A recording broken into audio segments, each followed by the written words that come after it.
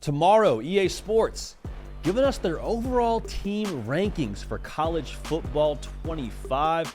Now, we understand that EA Sports is giving out these rankings. They're telling us who the best teams in the game are, but I don't think we need to wait that long. Y'all, I'm going to give you who I believe the top 5 teams in the game are going to be. Now, if you are anything like me, when you played the game when it was, out several years ago, these were teams that you typically weren't allowed to play with. Like, these were teams that were off limits if you were to get them when you did your 3 randoms picking games or against your opponent in a game. So with that being said, here are my top 5 teams I believe that will be the top 5 rated teams in college football 25 from EA Sports. First things first, though, subscribe to the channel now. This game is right around the corner. We're talking a lot about this game. Why? Because y'all have told us, hey, we care about this game. We're college football sickos. This is a part of our fabric in being a college football sicko is playing the game when the game's not being played. So just lock it in right here. All I'm asking, make sure you're subscribed so we can move forward together in a full sicko mode fashion as a community. So thank you so much. All right, at number 5, I think Alabama's going to be the number 5 ranked team in this game. Maybe not on like the icon, like number 5 ranked team in this game, but in terms of overall rating, I think they'll be a top 5 team in this game. Now, the defense, a lot of unproven guys. I understand that. I'm not arguing against that. But look at how Alabama has recruited. Look at what Caleb DeBoer is inheriting.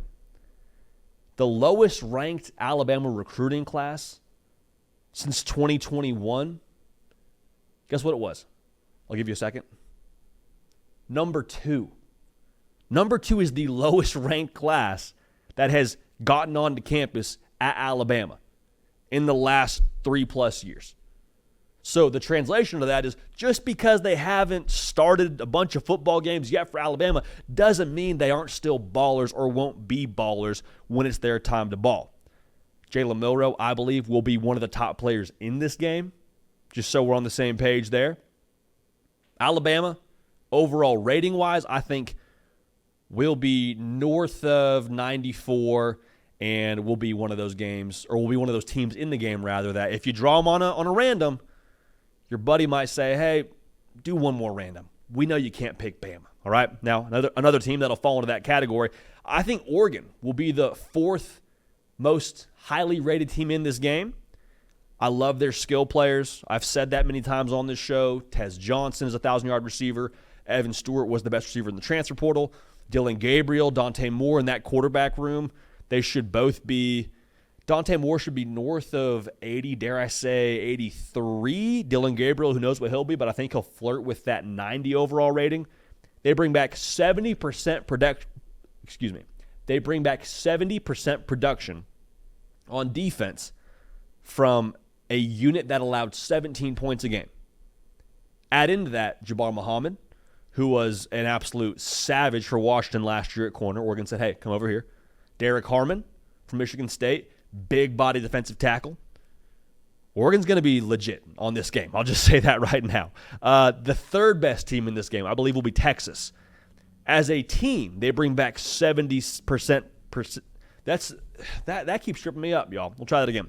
Texas brings back 70% production from last year's squad that made the college football playoff, that beat Alabama, that won the Big 12, that was a play away from potentially making the national championship. Should I continue here? I know they lost Xavier Worthy. They lost Adonai Mitchell. They added some key pieces through the portal, and they did not just go and add a couple of walk-ons. They got some dudes now. Quinn Ewers, I think, will be the best quarterback in this game. They lost 2 defensive tackles up front, but I'll just say, I think that the defense still is in a really good spot. Anthony Hill, Alfred Collins, Andrew Makuba, the transfer from Clemson, playing safety. I think overall this defense shouldn't take a major step back from a talent level. Texas, to me, should be the 3rd best team in the game. Now, at number 2 and at number 1, I think you could probably make a pretty strong case for either side. I think that just like in real life, these 2 rosters, in preseason at least, stand alone. Ohio State should be the 2nd best team in this game. They were probably a top 5 roster before the portal moves that they made. Right now, they're a top 2 roster. Caleb Downs, arguably the best defensive player in college football, period. They upgraded the most important position on your roster in quarterback with Will Howard. Quinshon Judkins now goes with Travion Henderson. You got not one, but two backs that I know are capable of being 1,000-yard guys because they've done it before. The reason why I have them at 2 and not at 1, the offensive line I think is good. How good, I don't know. Defense is incredible. Like, defense should be top 3, top 5 in America based on what they have on paper with JT Tuimoloau coming back, Jack Sawyer coming back. They got some dudes now on defense. The offensive line, I don't know if it's a question mark, but it's something to keep an eye on. Stars all over the place, high floor all over the place for Ohio State when it comes to their position groups. The offensive line is the only reason I don't have them at number 1. Because at number 1, I got the Georgia Bulldogs. They have averaged a top 3 class on the recruiting trail since 2021. They are the deepest, most talented team in college football. If you want to play in a shootout kind of game, they got Carson Beck. I've mentioned Dom Levitt already on the show.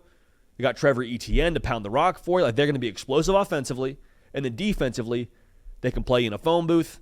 If it's a rock fight, you want to play field position, they can play that way. Like, there is, to me, like, no spot on Georgia's roster that would concern me in the slightest. They can play any style of football. Carson Beck could be the best quarterback in this game. I think they'll lean Quinn Ewers because of the fact that he's on the cover. But Carson Beck, if Quinn Ewers is like a 97, Carson Beck's a 96, 95. I don't think that if you were to draw Georgia on a random, your buddy will be okay with you playing with them. So, to recap it for you, my top 5 rated teams in college football 2025, the video game. You'll have Bama at 5, Oregon at 4, Texas at 3, 70% production back from last year's squad. How about that execution there? Ohio State at 2 and Georgia at 1. Hey, y'all, thanks so much for watching. Subscribe to the channel here to make sure you don't miss an episode of The Hard Count. Also, be sure to check out other videos on the On3 YouTube channel.